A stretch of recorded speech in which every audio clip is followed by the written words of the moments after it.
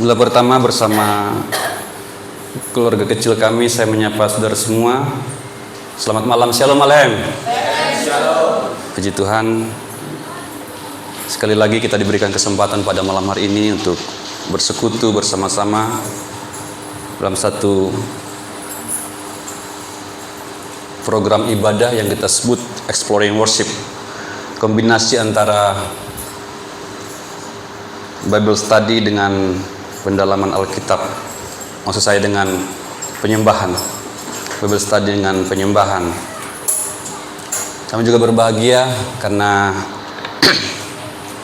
kami mendapat kunjungan dari saudara kami dari Jawa, Papa Ben keluarga, yang boleh bersama-sama dengan kita pada hari ini beribadah di tempat ini.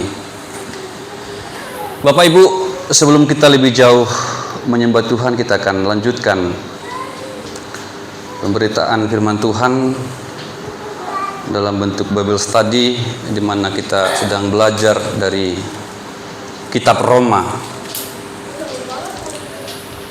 Ada realitas yang sangat tragis dan ironis di dalam kemanusiaan yang saya temukan, Bapak Ibu. Secara logis, jika manusia sudah tahu jalan yang benar, seharusnya ia menempuh jalan yang benar. Atau jika manusia sudah tahu bahwa jalannya telah salah, maka logikanya seharusnya dia meninggalkan jalan yang salah tersebut. Ya. Kalau dia tahu yang benar, maka seharusnya secara logis dia harusnya berjalan di jalan yang benar. Dan sebaliknya, jika dia sudah tahu jalan yang salah atau jalan yang tempuhnya itu salah, maka semestinya dia meninggalkan jalan itu, karena itu jalan yang salah. Dia akan berkata dengan dirinya sendiri atau kepada dirinya sendiri, oh iya, ini jalan yang salah. Oh iya, saya sudah sesat. Oh iya, ternyata saya sudah nyasar. Maka dia akan meninggalkan jalan sesat itu. Akan tetapi faktanya, Bapak Ibu, sekalipun manusia mengetahui sesuatu, tidak serta-merta manusia akan hidup sesuai pengetahuannya. Bahkan sekalipun manusia mengimani atau percaya kepada sesuatu, tidak serta-merta dia akan hidup sesuai dengan apa yang ia yakini. Ada orang yang tahu firman Tuhan, namun hidupnya tetap tidak sesuai dengan firman Tuhan. Tahu kebenaran, tapi hidupnya tetap tidak sesuai dengan kebenaran. Ada beberapa orang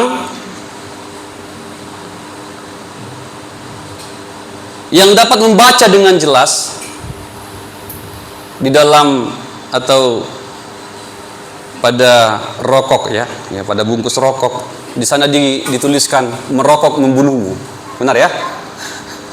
Ya. Tapi dengan membaca itu tidak serta-merta manusia meninggalkan rokok, tetap juga dia merokok, padahal sudah jelas di situ, ya, ditulis di situ merokok membunuhmu.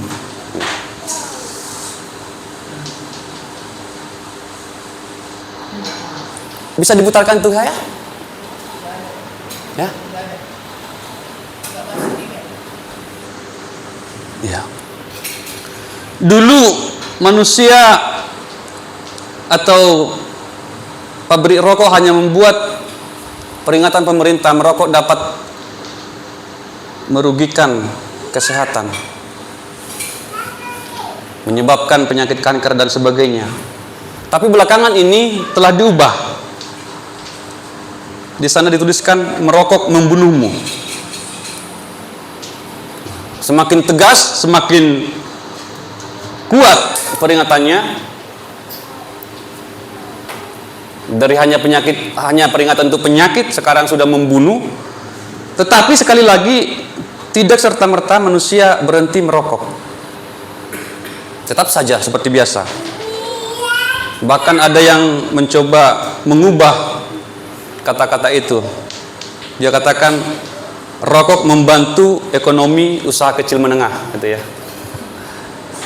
Karena ada banyak pedagang-pedagang rokok, sehingga katanya rokok itu membantu pedagang-pedagang kecil. Realitas ini Bapak Ibu memperlihatkan kepada kita bagaimana dosa itu begitu memikat, bagaimana dosa itu begitu menguasai manusia. Hal itu yang akan coba kita selidiki pada malam hari ini. Mari kita baca Roma pasal 1 ya, atau Roma pertama ayat 18 sampai ayat 32.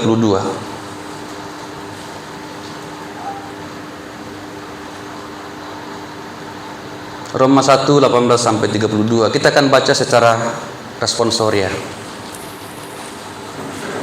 Seharusnya bisa ya, saya coba dilihat dulu melalui email saya ya. Seharusnya sudah saya kirim PowerPoint saya ya.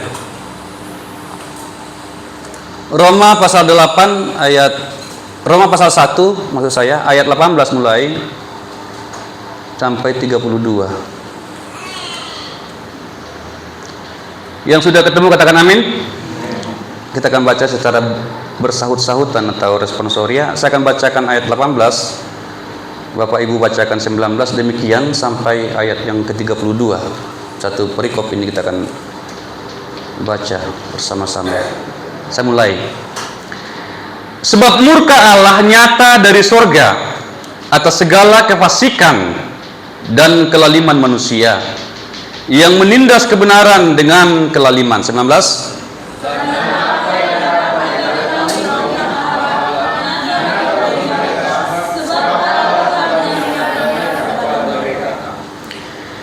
Sebab apa yang tidak nampak daripadanya, yaitu kekuatannya yang kekal dan keilahiannya, dapat nampak kepada pikiran dari karyanya sejak dunia diciptakan, sehingga mereka tidak dapat berdalih.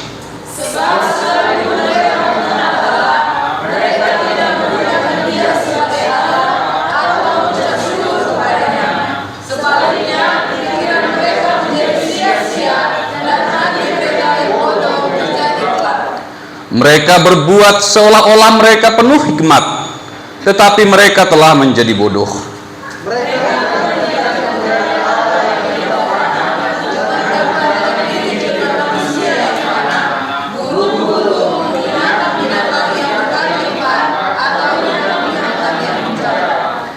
Karena itu Allah menyerahkan mereka kepada keinginan hati mereka akan kecemaran, sehingga mereka saling mencemarkan tubuh mereka.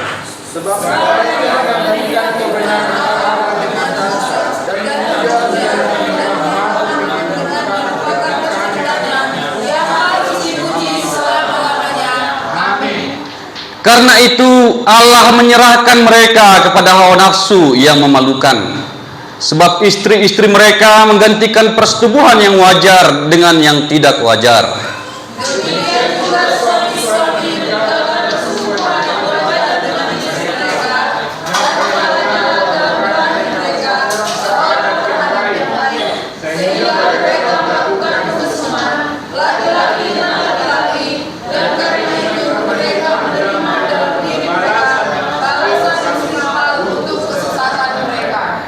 Dan karena mereka tidak merasa perlu untuk mengakui Allah, maka Allah menyerahkan mereka kepada pikiran-pikiran yang terkutuk, sehingga mereka melakukan apa yang tidak pantas.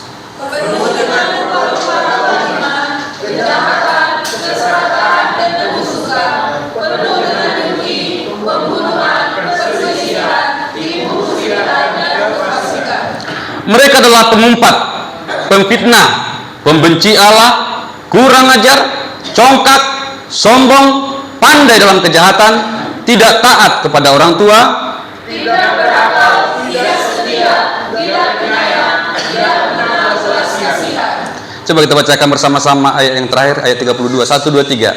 Sebab walaupun mereka mengetahui tuntutan-tuntutan hukum Allah, yaitu bahwa setiap orang yang melakukan hal-hal demikian patut dihukum mati, mereka bukan saja melakukannya sendiri, tetapi mereka juga setuju dengan mereka yang melakukannya. Baik Bapak Ibu, saya akan mencoba langsung saja untuk mengekstrak ya beberapa poin dari teks yang kita baca. Meskipun tidak mungkin membahasnya secara dalam ya, karena waktu kita yang sangat terbatas, tapi saya akan coba mengambil poin-poin penting yang dapat kita temukan dalam teks ini ya. Yang pertama adalah Allah menyatakan dirinya. Allah menyatakan dirinya. Kekristenan bukan hanya sebuah sistem kepercayaan yang membawa manusia menjadi manusia atau menjadi pribadi yang lebih baik. Core atau inti dari kekristenan adalah relasi yang intim antara Allah dengan manusia. Hubungan yang intim antara Allah dan manusia. Dan kalau kita lihat, relasi antara Allah dengan manusia itu selalu dimulai oleh Allah sendiri. Allah itu selalu ingin dikenal. Allah itu selalu ingin untuk diketahui. Maka Allah menyatakan dirinya kepada manusia. Pada hari Minggu yang lalu saya sudah sampaikan, Allah memberikan sarana, Allah memberikan fasilitas kepada manusia untuk memastikan manusia itu mengenal Allah dan mengetahui tentang Allah. Nah, dalam teks yang kita baca, Allah menyatakan dirinya melalui karyanya. Allah memperkenalkan dirinya melalui karyanya. Dari dulu, saudara, bukan kemarin, bukan minggu lalu, bukan bulan lalu, tapi dikatakan firman Tuhan yang kita baca tadi, Allah menyatakan dirinya melalui karyanya sejak dunia diciptakan. Jadi seluruh ciptaan ini sebenarnya dimaksudkan supaya manusia boleh mengetahui bahwa Allah ada, supaya manusia boleh mengenal siapa itu Allah. Dan juga dikatakan Allah itu nyata, tampak kepada pikiran manusia. Artinya apa? Artinya pengetahuan mengenai Allah dapat dimengerti oleh manusia dengan mudah. Pikiran kita manusia memiliki kemampuan atau kapasitas untuk tahu tentang Allah. Pikiran manusia memiliki kemampuan untuk mengenal Allah. Kita dicipta dengan kapasitas untuk mengenal Allah. Artinya kita mampu mengenal Allah. Kita mampu mengetahui tentang Allah. Pengetahuan tentang Allah itu tampak kepada pikiran manusia. Kalau manusia mau jujur, Tuhan menyatakan dirinya kepada setiap pikiran kita. Sehingga dikatakan firman Tuhan, manusia tidak dapat berdalih. Memang ada beberapa hal tentang Allah yang tidak dapat kita ketahui, yang tidak dapat kita lihat. Dikatakan tadi, yaitu kuasanya yang kekal dan keilahiannya. Tetapi sekali lagi, sejak awal penciptaan dunia, Allah itu dapat dimengerti oleh manusia dengan mudah, karena dengan jelas dinyatakan dalam karya-karyanya. Setiap kali kita melihat sesuatu, secara logis kita akan berpikir, siapa yang menciptakan, siapa yang membuat, Siapa yang membuat pakaian kita? Siapa yang membuat gereja ini? Siapa yang membuat speaker ini? Siapa yang membuat kipas angin itu? Siapa yang mendesain ini? Segala sesuatu yang dapat kita lihat, kita pasti akan berpikir ada seseorang yang membuat ini. Ya. Demikian juga ketika kita melihat ciptaan yang lebih besar, kita melihat alam semesta ini, pasti kita akan berpikir, siapa yang menciptakan ini? Tidak mungkin itu semua terjadi dengan sendirinya. Itu makanya dikatakan oleh firman Tuhan, tidak mungkin manusia berdalih. Tidak mungkin manusia pada saatnya nanti di hari penghakiman akan mempertanyakan atau berdalih bahwa dia tidak tahu tentang Allah. Karena Allah tidak menyatakan dirinya, karena Allah tidak terlihat. Memang Allah tidak terlihat, tetapi ciptaannya semua terlihat dengan jelas. Kalau kita memakai pikiran kita akan sampai kepada kesimpulan bahwa ada yang menciptakan segala sesuatunya ini. Allah ingin dikenal dan Ia memperkenalkan dirinya. Sama dengan kita, Bapak Ibu. Ketika kita pengen dikenal, ya, ketika kita ingin dikenal oleh seseorang, maka kita memperkenalkan diri. Kita menyatakan diri kita membuka diri kita. Demikian juga Allah, Bapak Ibu. Allah juga menyatakan dirinya, Allah membuka dirinya kepada manusia. Supaya manusia itu boleh mengenal Dia. Jadi ini adalah anugerah Allah. Ini adalah inisiatif dari Allah untuk menjalin sebuah hubungan. Maka Allah sendiri yang pertama sekali melakukannya, proaktif untuk memperkenalkan dirinya kepada manusia. Namun di sisi sebaliknya, tadi Allah menyatakan dirinya, namun kita melihat bahwa manusia menolak Allah. Manusia menolak Allah. Jika perihal penyataan diri Allah merupakan inisiatif dari Allah, sebaliknya respons manusia, tanggapan manusia terhadap penyataan Allah adalah menolak. Allah menyatakan dirinya, tetapi manusia menolak Allah. Yang pertama, membangun relasi yang baik antara manusia dengan Allah selalu dari pihak Allah, Bapak Ibu.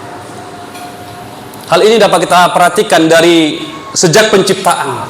Allah menciptakan manusia itu seturut dengan gambarnya supaya manusia itu memiliki kapasitas untuk berelasi atau untuk berhubungan dengan manusia. Itu terjadi dari pihak Allah. Kemudian relasi itu dirusak oleh manusia dengan cara apa? Dengan cara memberontak kepada Allah. Dengan cara melawan Allah dan mengikuti apa yang dikatakan ular.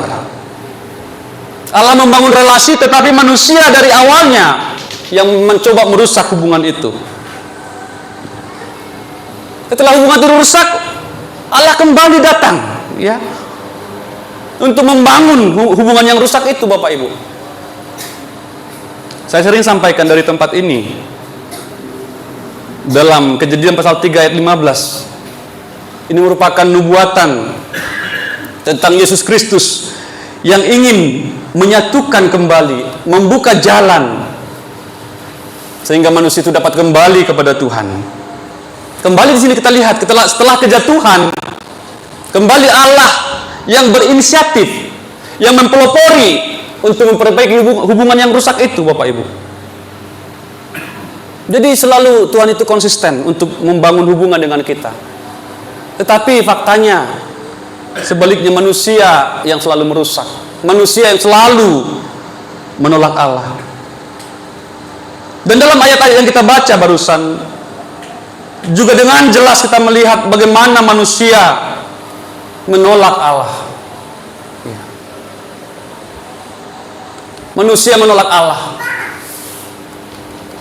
Manusia tidak memuliakan Allah, dikatakan dalam ayat 21 tadi. Coba Desi. Demikian firman Tuhan. Sebab sekalipun mereka mengenal Allah. Ya, perhatikan Bapak Ibu. Jadi bukan manusia tidak mengenal Allah, bukan manusia tidak tahu siapa itu Allah. Tetapi dikatakan di sini, sekalipun manusia itu mengenal Allah, tetapi apa? Mereka tidak memuliakan Dia sebagai Allah. Iya. Atau mengucap syukur kepadanya. Manusia tidak memuliakan Allah. Manusia bukan tidak mengetahui tentang Allah. Manusia bukan tidak mengenal Allah, tetapi mereka dikatakan menolak untuk memuliakan Allah yang dikenalnya, menolak untuk bersyukur kepada Allah. Sebab sekalipun mereka mengenal Allah, mereka tidak memuliakan Allah sebagai Allah. Mereka tidak memuliakan Dia sebagai Allah dan tidak mengucap syukur kepada Dia.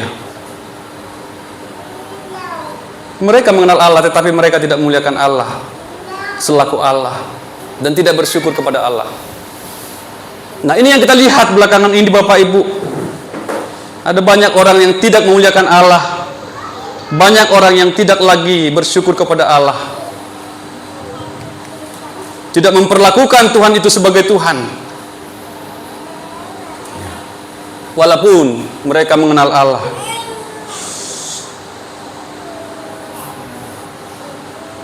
Yang kedua, kita melihat bagaimana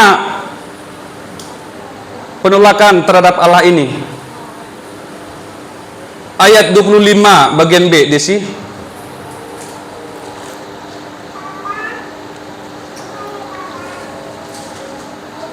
Atau sekalian aja semua karena susah untuk membaginya ya. Silakan, Des. Demikian firman Tuhan. Ya.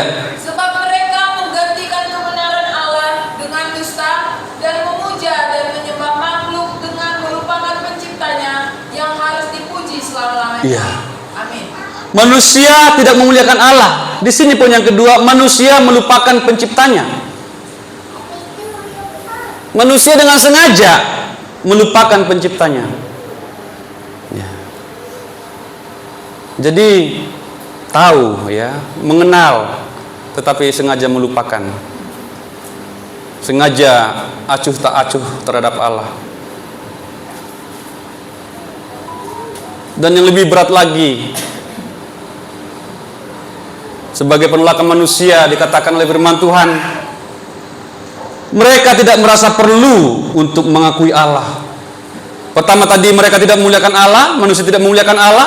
Yang kedua, manusia melupakan penciptanya, manusia melupakan Allah. Dan yang ketiga, manusia tidak merasa perlu untuk mengakui Allah. Manusia sekarang ini merasa tidak perlu mengakui Allah.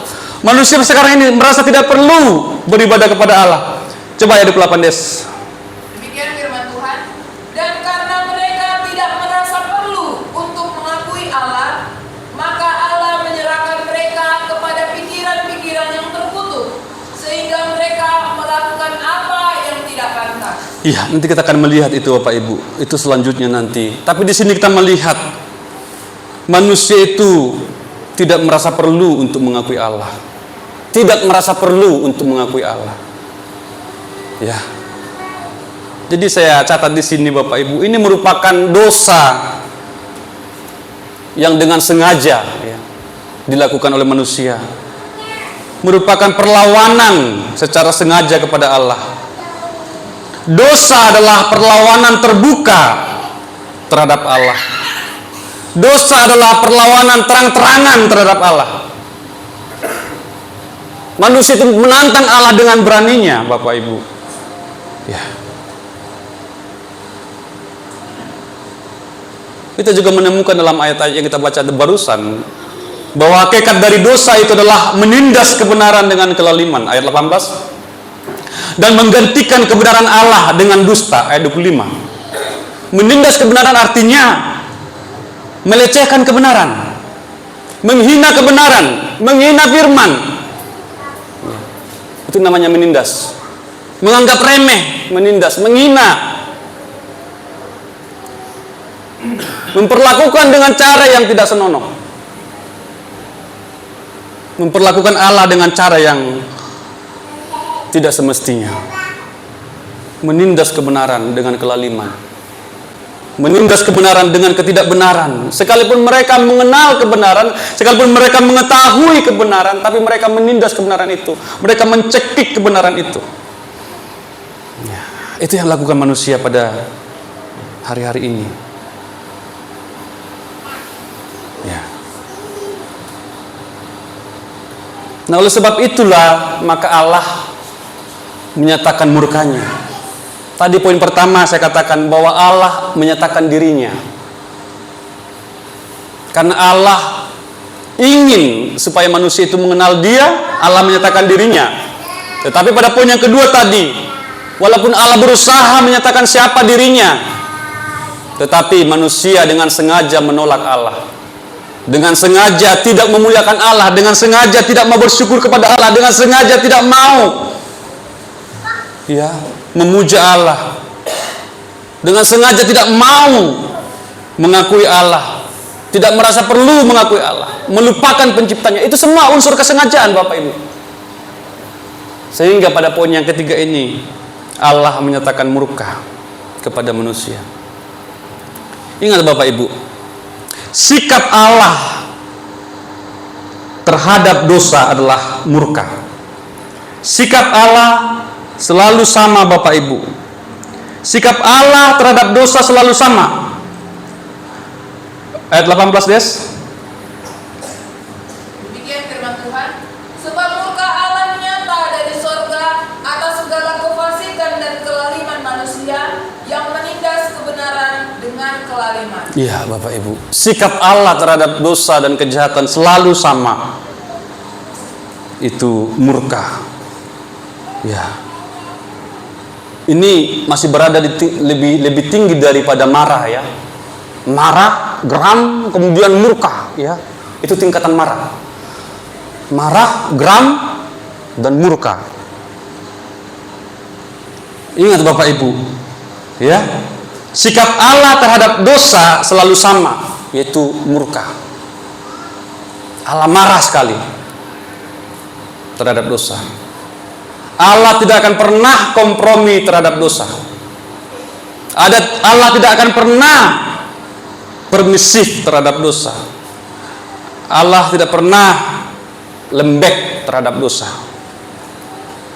Allah tidak pernah pelin-pelan terhadap dosa. Sikap Allah terhadap dosa selalu tegas, ya, marah. Allah sama, ya. Bukan kemarin marah terhadap dosa, kemudian hari ini biasa aja, besok lembek saja. Tidak, selalu satu, ya. Sikap Allah terhadap dosa selalu marah, selalu murka. Amin Bapak Ibu. Amin. Ya. Jangan pernah berpikir Allah berubah terhadap dosa. Allah mungkin sudah mulai lunak gitu, ya. Ada orang yang berkata seperti itu, Allah sudah mulai lunak terhadap dosa. Di perjanjian lama Allah itu begitu marah terhadap dosa, tapi perjanjian baru Allah sudah mulai lunak terhadap dosa. Jadi seakan-akan Allah itu bertobat, ya. Dia tidak lagi marah terhadap dosa. Tapi semakin dewasa katanya Allah itu. Enggak, Saudara, sama. Allah selalu marah terhadap dosa. Ya. Hal ini menimbulkan dua implikasi. Ya. Bagi orang benar, ini penghiburan. Sikap Allah ini menjadi garansi bagi orang benar. Karena Allah pasti melihat dosa. Allah pasti murka terhadap dosa. Sehingga ketika ada orang lain yang menjahati kita, ya, Allah melihatnya. Percayalah, ketika ada orang yang menjahati kita, padahal kita tidak melakukan sesuatu yang salah, percayalah bahwa Tuhan melihat itu. Amin. Ya, gak usah balas, karena pembalasan Tuhan adalah pembalasan yang lebih adil. Kalau kita kan belum tentu adil, tetapi ketika kita memberikan pembalasan kepada Tuhan, ya, mungkin ada orang yang memfitnah kita. Karena kita lihat nanti dosa-dosa itu memfitnah, ya, bohong, sombong, congkak dan segala macam, memperlakukan kita dengan tidak adil. Ya, Allah melihat itu. Apalagi kita anak-anak Tuhan yang mulai mencoba belajar taat pada firman Tuhan, kemudian ada orang lain yang mencoba mengusik kita, ya. Allah melihat itu, dan Allah selalu marah. Maka biarkan tangan Tuhan yang turun. Amin. Iya, supaya adil. Karena kalau kita turun tangan, Tuhan angkat tangan. Amin, ya. Tapi kalau Tuhan yang turun tangan, ya, itu akan adil sekali. Ya. Itu bagi orang benar. Sikap Allah ini yang selalu komitmen, ya, satu prinsip yang teguh terhadap dosa, marah. Marah terhadap dosa. Allah itu selalu marah terhadap dosa. Ingat itu Bapak Ibu. Implikasi bagi orang berdosa, sikap Allah ini seharusnya menjadi peringatan atau warning bagi mereka ketika ia selalu tetap hidup dalam dosa, ya. Ngapa? Karena pada saatnya Allah akan menyatakan murkanya. Kalau orang berdosa itu tidak berbalik ke jalan yang benar, ya, tetap berjalan di jalan yang salah, ya, suatu saat nanti dia akan menerima murka itu. Kalau manusia tidak berbalik kepada Tuhan, dia akan menerima murka itu. Tuhan tidak berubah. Tetapi Tuhan memang begitu panjang sabar, Bapak Ibu. Amin. Iya, tidak mudah marah. Allah itu tidak mudah marah. Dia begitu panjang sabarnya. Kalau kita baca dalam Petrus, panjang sabar itu begitu luar biasa. Tetapi dia tetap sama. Ya. Kalau manusia tidak menggunakan panjang sabar ini, waktu yang ada ini untuk berbalik, untuk bertobat kepada Tuhan, untuk berbalik dari jalan-jalan yang jahat itu, maka pada saatnya nanti, ya, yang tidak tahu kapan, yang dimana kita tidak tahu sampai kapan panjang sabarnya Tuhan ini berlaku bagi kita. Tuhan masih menunggu dengan sabar kapan si beliau ini akan berbalik, kapan dia bertobat. Itu yang selalu ditunggu-tunggu Tuhan, Bapak Ibu. Sama seperti ayah yang menunggu-nunggu anak bungsu yang jahat itu, ya, menggunakan kekayaan harta miliknya dengan berfoya-foya, melacur, ya, di negeri orang. Tetapi ayah itu selalu menunggu di rumah, menantikan anak itu. Demikian Allah kita, selalu menunggu supaya orang-orang jahat itu kembali ke jalan yang benar. Amin Bapak Ibu. Amin. Ya. Seharusnya manusia menggunakan waktu-waktu yang masih ada sebagai kemurahan Tuhan yang masih ada, ya, masih berlaku.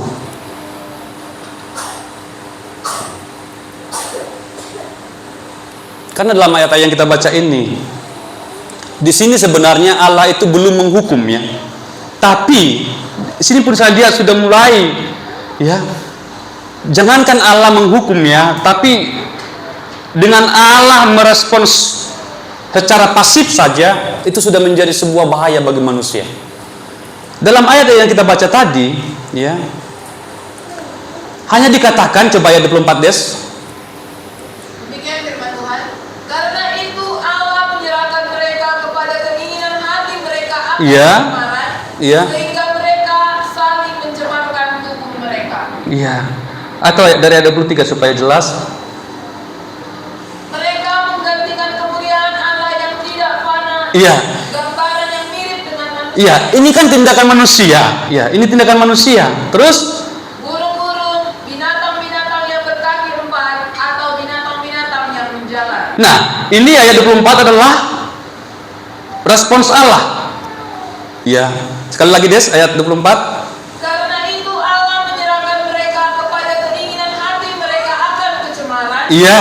Sehingga mereka saling mencemarkan tubuh mereka. Iya, ini Allah menyerahkan mereka kepada keinginan hati mereka. Jadi mereka dahulu yang mengingini.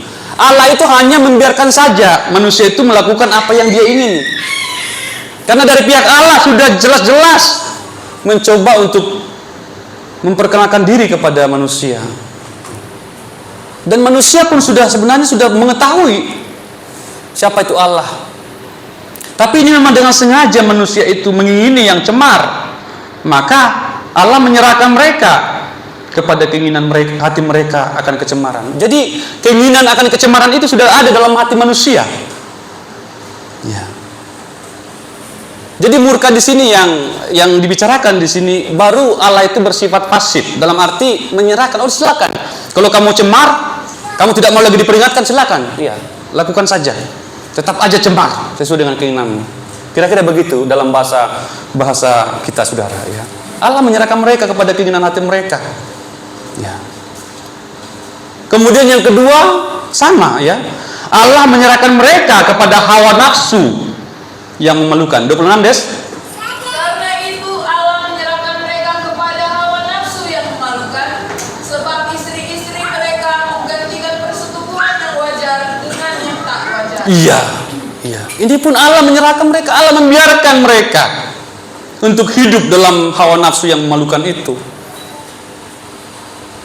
Ya, dikatakan masing-masing mereka menggantikan yang wajar dengan yang tidak wajar, yang pantas dengan yang tidak pantas. Karena memang itu yang merasuki hati mereka, ya, dikuasai oleh hawa nafsu yang memalukan. Jadi di sini Allah baru membiarkan mereka untuk melakukan apa yang Dia mau. Ya. Dan yang ketiga, Allah menyerahkan mereka kepada pikiran-pikiran yang terkutuk. Ayat 28 ya. Ayat 28 Des. Dan karena mereka tidak merasa perlu untuk mengakui Allah, maka Allah menyerahkan mereka kepada pikiran-pikiran yang terkutuk, Ya. sehingga mereka melakukan apa yang tidak pantas. Iya. Allah hanya menuruti manusia itu. Hati-hati Bapak Ibu. Jika Tuhan sudah begitu kalau saya bahasakan dengan bahasa kita ya, sepertinya capek ya. Allah itu, lihat manusia itu ya. Seperti orang tua yang sudah capek dengan anaknya ya. Udah pakai cara ini tidak mempan, udah pakai cara itu tidak mempan, udah pakai begini. Pokoknya orang tua itu habis akal ya terhadap anak itu. Sehingga pada saatnya nanti satu kali orang tua itu bisa menyerah. Kira-kira begitu ya bahasanya ya.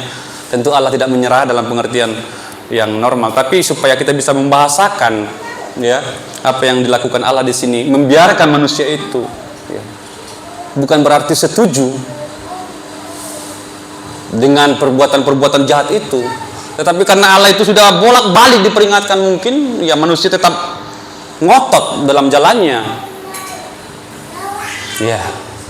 Akhirnya Allah, silakan ya. Mau bagaimana, silakan.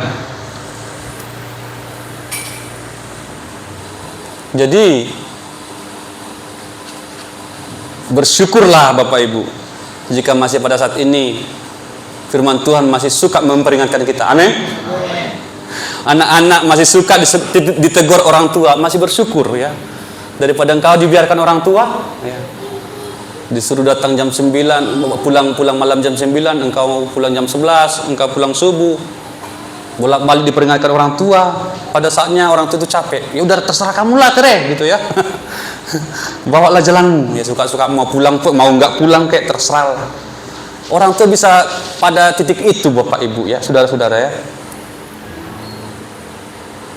Karena bandalnya minta ampun manusia itu.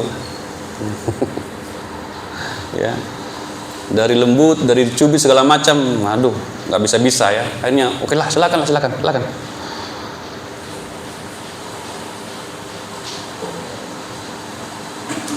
Itu lebih mengerikan Bapak Ibu. Itu lebih mengerikan. Dibiarkan orang tua. Itu lebih mengerikan daripada diomelin orang tua. Amin adik-adik. Pernah dibiarin orang tua? Belum ya? Berarti masih baik-baik ya. Jangan sampai dibiarin. Mau pulang kayak mau nggak pulang kayak batu udah nggak dianggap ini kira-kira begitu ya. Tapi selama masih ditegur, masih ditanyain, kadang anak begitu ya. Apa sih Bapak ini nanyain terus? Di mana Tere? Di mana Priscilla? Tanyain bapaknya, tanyain mamanya. Akhirnya dia panas telinganya. Seringkali manusia seperti itu. Panas telinganya mendengarkan firman Tuhan yang memperingatkan dia. Benar ya? Pusing dia. Apaan sih? Saya terus yang tegur firman ini. Itu kasih Tuhan Bapak Ibu, amin. Daripada Tuhan itu tidak lagi pernah menegur kita ya. Jangan ini ya, jangan salah paham ya. Oh puji Tuhan, sudah 2 tahun ini saya nggak pernah lagi tegur firman Tuhan. Puji Tuhan. Enggak, puji Tuhan itu saudara. Jangan-jangan engkau sudah berada dalam pembiaran ya. Hati-hati ya.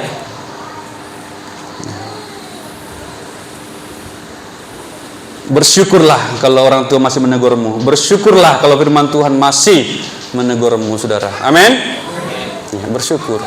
Berarti masih ada perhatian dari Tuhan. Ini di sini dibiarkan, ya. Mereka diserahkan kepada keinginan hati mereka. Mereka diserahkan kepada hawa nafsu yang memalukan. Mereka diserahkan pada, dikatakan pikiran-pikiran terkutuk, ya, pikiran-pikiran terkutuk semua pikirannya. Nah, ini dia kondisi manusia, Bapak Ibu. Saya lebih tajamkan di sini. Tidak berhenti di situ, karena tolong dibantu. Kenapa ini?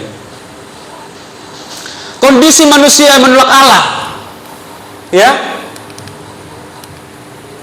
Tolong. Iya, pikiran menjadi sia-sia. Saya cepat-cepat di sini. Kita sudah bahas juga hari Minggu lalu. Hati menjadi gelap. Tolong dibantu.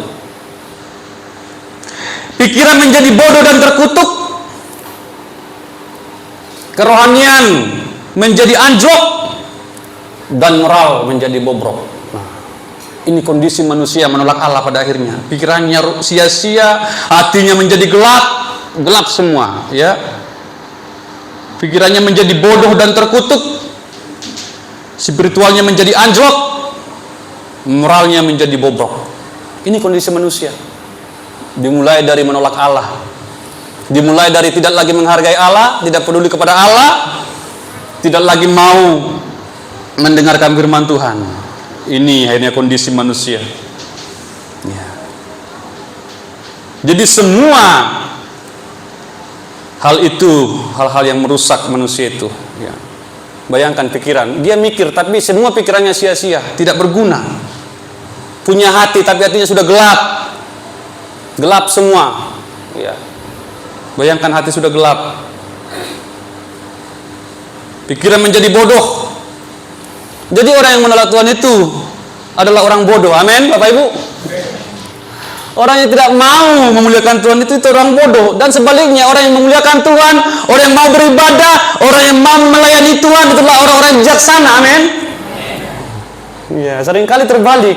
Bodoh kali kau mau melayani kau. Bodoh kali kau hari Minggu ibadah terus, hari Kamis kau ibadah. Bodoh kali kau, katanya, ya. Justru kita yang bijaksana, Bapak Ibu. Ya. Kita mengetahui siapa yang kita sembah, kita tahu siapa yang kita layani, kita tahu siapa yang kita abdi. Itu manusia. Kalau tidak tahu siapa Allah, maka dia nanti akan mengabdi kepada yang lain, mengabdi kepada binatang, mengabdi kepada ular, menyembah patung, menyembah ubur-ubur, ya. Disembah yang tidak harusnya disembah. Itu menggunakan dirinya. Ya, spiritualnya menjadi anjlok. Nanti kita melihat, ya, bagaimana manifestasi dari dosa itu. Ya. Saya suka, ya, Pak Timbul selalu suka katakan begini. Orang yang masuk surga itu tidak ada orang bodoh. Amin. Harus cerdas, ya. Nggak ada orang beribadah itu orang bodoh. Coba lihat tokoh-tokoh Alkitab ini, ada nggak orang bodoh di sini? Tokoh-tokoh Alkitab yang dipakai Tuhan itu, nggak ada yang bodoh di situ. Tapi kebalik manusia-manusia ini sudah menolak Allah, tapi berlagak seperti mereka paling pintar, iya kan? Coba Desi, ya, saya ingat tadi, ya. Berlaku, ya, berlagak mereka penuh hikmat. 22 Des. Mereka berbuat seolah-olah mereka penuh hikmat, Iya. tetapi mereka telah menjadi bodoh. Seolah-olah, namanya seolah-olah berarti tidak benar, ya. Seolah-olah, seakan-akan, ya, merasa pintar, merasa hebat, merasa bijak, merasa berhikmat. Dengan menolak Allah, dengan menolak memuji Allah, tetapi justru itulah kebodohannya. Semua anjlok, saudara. Dosa menurunkan martabat manusia. Dosa selalu menurunkan harkat manusia sampai anjlok, ya. Dan kita lihat manifestasi dosa, ya. Dibantu ada macet ini. Tolong dibagusin dulu situ, ya. Manifestasi dosa. Setelah memperlihatkan penolakan manusia akan Allah, Paulus memperlihatkan bagaimana manifestasi dari dosa itu. Ini manifestasi. Tadi sudah rusak, ya. Kondisinya sudah rusak, tapi ada manifestasi dari dosa itu. Perwujudan dari dosa itu terlihat dalam penyembahan berhala yang dilakukan manusia, ya. Tidak sempat lagi, udah habis waktu saya. Nanti baca di rumah sekali lagi. masuk pada penyembahan berhala ayat 23-25, saling mencemarkan tubuh ayat 24, masuk pada dosa seksual 26-27, ya, homoseks, lesbian, LGBT, dosa lainnya. Ya, saya tidak punya tempat di situ, saudara. Saya catat di sini di kertas saya. Rupa-rupa kelaliman, kejahatan, keserakahan, kebusukan, penuh dengan dengki, pembunuhan, perselisihan, tipu muslihat, kefasikan, mengumpat, pemfitnah, pembunuh, pembenci Allah, kurang ajar, congkak, sombong, pandai dalam kejahatan, tidak taat kepada orang tua, tidak berakal, tidak setia, tidak penyayang, tidak mengenal belas kasihan. Nah, ini dia dosa-dosa itu. Ini manifestasi dari dosa-dosa itu, Bapak Ibu. Semua hal-hal yang buruk, semua hal-hal yang jahat, semua kedursilaan disebutkan. Ini akibatnya dari orang yang menolak Allah. Jadi bukan main-main, saudara, orang yang menolak Allah itu. Ini akibatnya. Dia akan menunjukkan, ya, rupa-rupa dosa itu. Ini kita lihat pada hari-hari ini. Sampai masuk nanti pada klimaks dosa. Tolong. Cepat. Ya. Makanya saya buat judulnya Legalized of Sin. Pengesahan dosa. Ya. Mereka,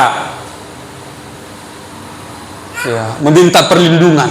Ini dia manusia, ya. Mereka meminta perlindungan hukum, ya. Manusia berdosa sekarang meminta perlindungan hukum. Yang kedua, mereka meminta diperlakukan normal sebagaimana orang pada umumnya. Yang ketiga, gay dan lesbian meminta dinikahkan oleh lembaga resmi. Ini tuntutan mereka. Sebelumnya mereka malu, ya. Sekarang mereka bangga. Dulu manusia malu berdosa, tapi sekarang manusia bangga berdosa. Gila enggak? Dulu sembunyi-sembunyi melakukan dosa, tapi sekarang dipamerkan semua dosa itu. Gila enggak begitu? Itu yang saya sampaikan minggu lalu, yang akan kita bahas hari ini, bahwa sungguh-sungguh, ya, dosa itu semakin tragis, ya. Ini yang mereka tuntut, melegalisir dosa-dosa itu, ya. Mereka mau supaya dosa itu dipatenkan, gitu, ya. Supaya mereka itu dilindungi secara hukum, ya.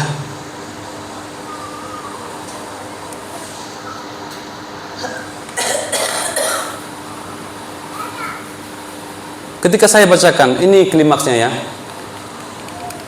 Tolong. Klimaks dosa ayat 32. Ya. Ketika saya melihat ini, saudara, membaca ayat ini, sepertinya mengesankan bahwa pelaku kejahatan, ya, saya catat di sini, tidak lebih besar dosanya ketika melakukan suatu kejahatan, tetapi dosanya lebih besar karena setuju dengan mereka yang melakukannya. Ya. Jadi dosa karena setuju dengan kejahatan lebih besar daripada dosa melakukan kejahatan itu sendiri. Ketika saya baca ayat ini, kayaknya ada yang mengganggu saya, Bapak Ibu. Tetapi ketika saya pikirkan ulang, saya baca lagi, saya pelajari lagi, ya, sepanjang minggu ini, ternyata memang benar maksudnya demikian.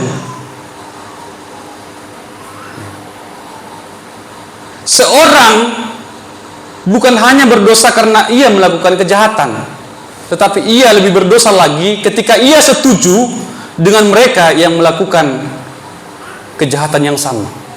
Ya. Seseorang bukan hanya berdosa karena melakukan kejahatan, ia lebih berdosa lagi ketika ia setuju dengan mereka yang melakukannya. Ya. Artinya, kalau kita masih hanya melakukan sebuah dosa, berarti itu masih pribadi kita. Tetapi kalau kita memberikan dukungan terhadap dosa, nah, ini berarti kita sudah memberikan efek lebih.